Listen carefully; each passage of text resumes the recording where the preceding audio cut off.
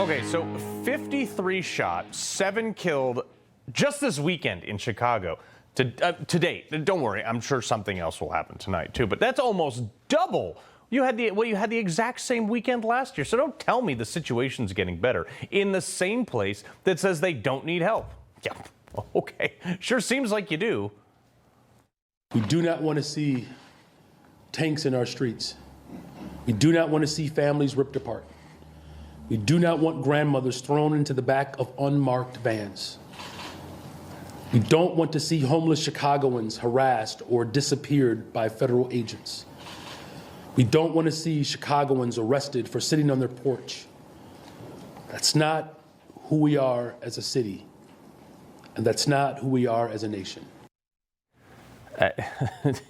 Well, look, the reason you got here is because law enforcement is not who you are as a city. Not a knock on the cops. You just don't let them do their job. You don't enforce anything, and you let the courts let the criminals back out onto the street. By the way, tanks in the street, dude, it's not Fallujah. Chicago is more deadly than Fallujah when I was there, but they are not going to roll tanks down the street, mostly because it would tear up the street. They're not ripping families apart. Unless they committed crimes, then no matter who you are, what color your skin is, if you don't get to take your kids to jail with you. That's the separation that happens. That's what they're talking about. They're not disappearing homeless people, not like Gavin Newsom did when he cleaned up the streets of San Francisco for the president of China when he visited. He straight up loaded homeless people onto buses and shipped them to Timbuktu. Who knows where they went? People are not just randomly being harassed on their porch either, unless law enforcement has a warrant, which is in fact happening a lot. Many of those warrants have been around for years now, but you guys just don't enforce them. But also because all you have to do is enforce the laws, and this crime will largely stop, which you haven't done. But instead, for the last few years, you've just justified lawlessness. Even today, you've got Randy Weingarten jumping up and down, talking about federal troops when she should actually be worried about the fact that only 31% of 8th graders are proficient in reading, and only 26% are proficient in math in Chicago. Maybe she should have a rally about that. And Brandon Johnson even saying this. No federal troops in the city of Chicago. No militarized force in the city of Chicago. We're going to defend our democracy in the city of Chicago. In fact, you've called to defund the police and blame the problem on mythical things. You're calling to defund the police. Explain that. Yeah, what we're seeing is obviously an outbreak of incredible frustration and anguish that communities that have been isolated through poverty over generations. And what we have is sort of a typical, very standard, quite frankly, a very tired response to the regularly scheduled pandemic, which is structural racism.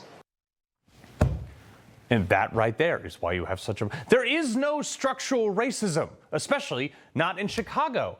It's so much not a problem in Chicago that Jussie Smollett had to fake a hate crime for himself.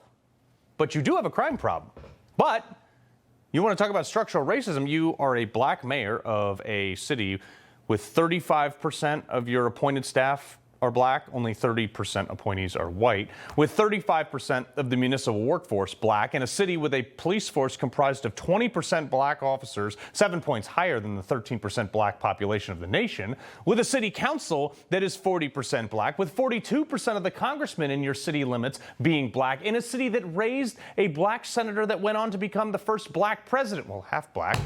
Tell me more about systemic racism, please, Brandon. Or do you want to have a real conversation that you have essentially ignored majority black communities and allowed this problem to get way out of hand like you have? Is this you at a defund the police rally? I mean, it's interesting. You won't say that even recently.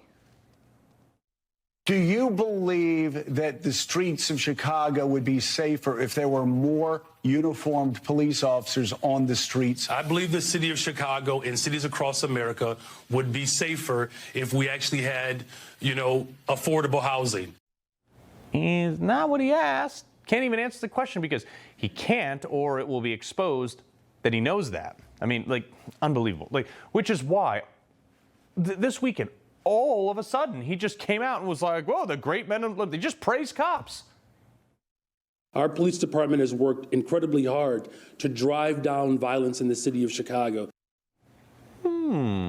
Okay. Trump is actually single-handedly killing the defund the police movement. I said this when he brought all the troops to D.C. I said, watch, this is going to work, and then there's going to be no way out for these libs. He made Baltimore support the federal government coming in to help them, too. Gavin Newsom, like overnight when he saw this was polling well, added more police resources.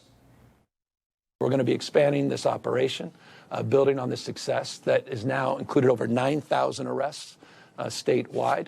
We're going to expand this operation in a collaborative that continues to include the cities and counties, our partners in the sheriff's office and local law enforcement agencies. We continue as well to work with the federal partners. Nobody is buying it. And now he's trying to make Donald Trump out to be the defund the police guy. If you can imagine, I mean, look, he's tweeting out that he said Trump is the defund. Okay. They know people want to be safe, and they see what Trump is doing in D.C., and Pritzker is actually in so much of a panic that he accidentally, I think, said the quiet part out loud. This is a part of his plan to do something really nefarious, which is to interfere with elections in 2026. You're darn right it will affect elections. People will be like, Democrats have been running this city, this state, or whatever for 50 years, and 50 people get shot every weekend. Trump comes in and overnight we have 0 murders. Like, people are going to be like, sign me up for that. And they won't elect another Democrat ever. Hopefully. This is why the 5 states people regret moving to the most are all Democrat-run states. One of the top states, Illinois itself. California, Connecticut, my home state of Connecticut, New York, New Jersey. You got high taxes, which every government's justification for paying those or charging those taxes are like, oh, we need roads, we need bridges, and cops. You ever driven on the roads in New York and Chicago? They're a disaster. You don't have good roads, and for God's sake, if you ever drive across the George Washington Bridge, it basically looks like a less rusty version of the Titanic, and you're certainly not safe in any of those places. So to counter this narrative, you have to laugh at the left for trying to make these cities seem safe and crime not a big deal when 50 people are killed. Brian Krasenstein, again, I love this guy for the number of liberal self-owns that he has. He's like 3.5 feet tall, too. He said, quote, in beautiful Chicago with my beautiful wife, perfectly safe, perfectly great. Only snowflakes think this city has a problem.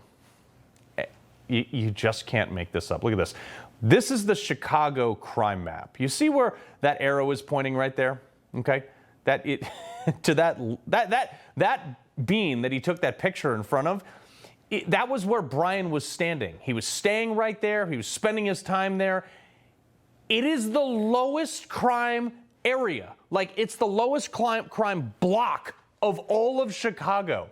Okay, didn't dare going down to the south part of the city in the midnight. No. He preferred to stay at Navy Pier, where there's like, you can even see police officers in the background. It is unreal. He wants us to buy that. But this is what we're up against. And this is why it's so vital to send in the troops, because Democrats, they're going to say they're doing something and then maybe even clean up a little bit, just enough to give the perception that they're doing something until the next election. He loves the Constitution. He fights for what's right. He hates the bad guys. He's a freedom warrior. He's your freedom warrior. Watch Carl Higbie every weekday on Newsmax.